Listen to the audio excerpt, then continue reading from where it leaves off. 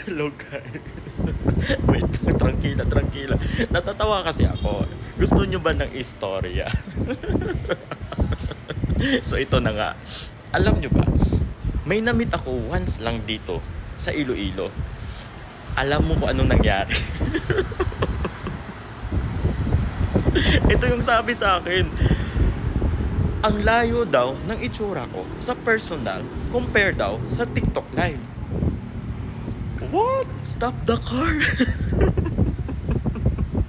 Alam mo ba yung ibig sabihin ng magkaiba? Ha?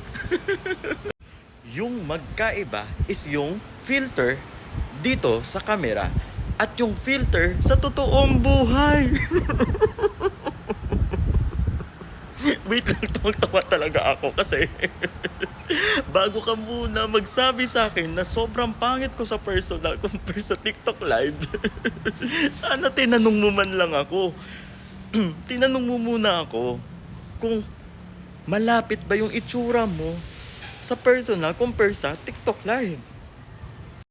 Ako, may filter lang, pero konti lang. Pero ikaw, salamat, Doc!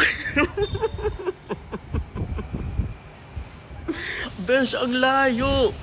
Ang layo, promise. Real talk lang talaga, ha? Bawas-bawasan din minsan yung pag-filter na hindi mismo tumitibok-tibok yung itsura mo sa TikTok. Kung sino pa tong mukhang Android, sila pa tong grabing manlait. Sana man lang pinaritoke mo na lang pati yung ugali mo. At sana pinaayos mo muna yung ilong mo bago ka manlait. Kasi hindi portion. Ayoko na. Pati yung sana yung ugali mo, binagay mo sa ilong mo. Kung tama ba yung pagkaayos, ayoko na, sorry. Ayoko na, inumpisahan mo ako. Ayoko na.